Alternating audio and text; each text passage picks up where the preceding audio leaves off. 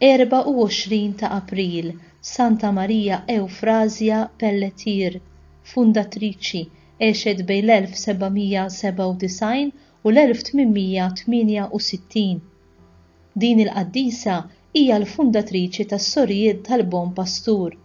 Rosa Virginia twildet fuq il-gżira tan-Nor Montier fuq il-kosta tal-Brittanja ġewwa Franza, fejn il-ġenituri kienu marru biex jeħilsu mill-ġlied tar-Rivoluzzjoni Franċiża. Batuha tistudja f'Tours fejn Rosa saret taf bil-Kunvent Santa Marija tal-Karità tar-Rifuġju. Dan kien ta' kongregazzjoni reliġjuża imwaqfa minn San Juan Eudes biex jgħinu nisa li żbaljaw u biex iħarsu oħrajn li jkunu fil-periklu. Rosa bdiet in-novizzjat hawnhekk fl-1814 meta kellha 18-il sena u ħadet l-isem ta' Marija Eufrazia. Madwar 13-il sena wara, meta kienet kellha biss 29 sena, iġiet magħżula superjura. Iwaqfet kunventi ġodda f'Angers u marret hi nnifisha biex tmexxi dar tar-rifuġju li kienet teżisti hemm bl-isem tal-Bon Pastur ir-Raj it-Tajjeb. Kellha suċċess meraviljuż, imma kellha titlaq minn hemm u marret lura fil-kunvent tagħha ta' Tours. Sa issa dawn id-djar tar-rifuġju kienu kull waħda minnhom indipendenti mill-oħra.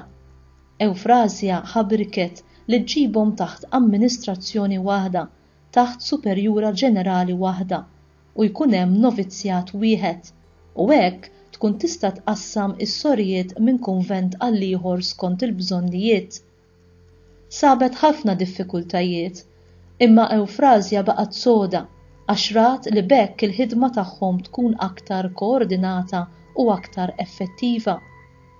Minkejja li kienet bniedma umli u tirrispetta l-awtorità, is-superjura żagħżugħa li xi ħadd dwarha qal li kellha kapaċità anke tmexxi renju, irnexxielha bl-għajnuna tal-Providenza li toħloq f'Angers dak li jista' jissejjaħ istitut ġdid u d-djar kollha li bdew jinfetħu bdew jissejħu tal-Bon Pastur. L-approvazzjoni tal-Papa waslet fl-1835. F'din il-kongregazzjoni ġdida saru ħafna żviluppi fi żmien qasir u l-ġid immens li kien ser isir kien qed jidher f'kull dar ġdida li bdiet tinfetaħ. Fil-ħafna provi u diffikultajiet tagħha, fosthom akkużi li kienet tagħmel tibdil bla ħsieb ta' xejn, ta' ambizzjoni personali u ta' nuqqas ta' paċenzja fl-awtorità, Santa Maria Eufrazia Pelletier uriet qawwa erojka, baqgħet sal-aħħar iżżomm il-karattru ferriħi tagħha u tama kbira falla. Hija mietet fl-24 ta' April tas-sena 1868 fl-età ta' 71 sena. L-aħħar kelmiet li sħaba kienu ħobbu s-salib u s-salvazzjoni tal-erwieħ. Ġiet ikkanonizzata minn Piju 12 fl-1940. Meta mietet Santa Eufrazia Pelletier, is-sorijiet tal-Bon Pastur kienu ġaj leħqu mill-2760 u d-djar tagħha waslu għal 110 mad-dinja kollha, fosthom dik ta' Malta f'Ħalbalzan fl-1858, jiġifieri din twaqfet 10 snin qabel ma mietet il-qaddisa.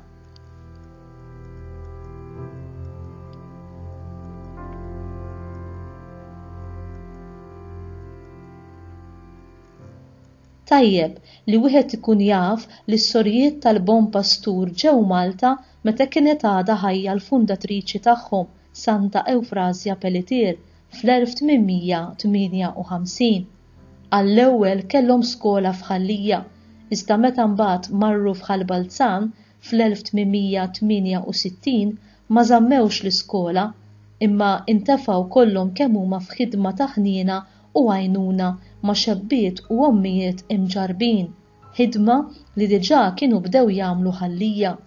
Is-sorijiet bdew jirrealizzaw li l-problema tal-vjolenza domestika kienet problema soċjali li kellha bżonn issir ħidma fuqha immedjatament u b'attenzjoni kbira. Illum għandhom żewġ djar u l-kunvent f'Ħalbalzan u dar fil-Mosta. Fid-djar f'Ħalbalzan insibu kemm in-nisa msawta u wliedhom kif ukoll refuġjati uħud minnhom bil-familja. Saru rinnovazzjonijiet estensivi fid-dar u dar Merħba Bik infetħet fl-1981, dar li l-għan prinċipali tagħha huwa ir-rikonċiljazzjoni. Dar Merħba Bik toffri kien temporanju lin-nisa vittmi tal-vjolenza. Tul iż-żmien f'din id-dar il-programm jgħinhom jistabilixxu mod ta' ħajja li l-aħjar jissodisfa l-bżonnijiet tagħhom, kif ukoll ikomplu jiżviluppaw il-potenzjal tagħhom. Tipprovdi kien sikur u adekwat għan-nisa vittmi tal-vjolenza fuq bażi ta' sess u vjolenza domestika flimkien mal-ulied tagħhom.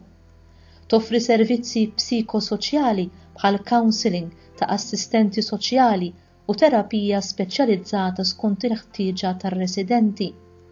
Tgħin fl-integrazzjoni mill-ġdid tar-residenti fil-komunità, prinċipalment skont permezz u skont il-ħiliet tagħhom.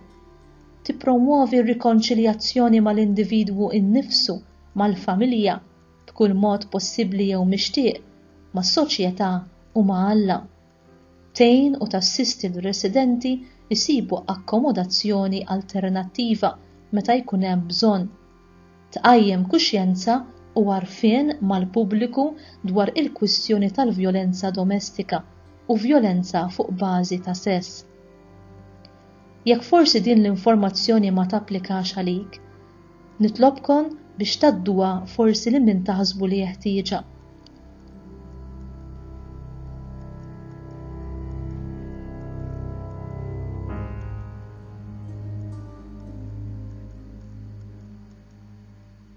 Talba O Santa Maria Eufrazia Pelletier li bħeġġa tal-aġeb risistejt biex toffri kien lin-nisa b'diffikultà.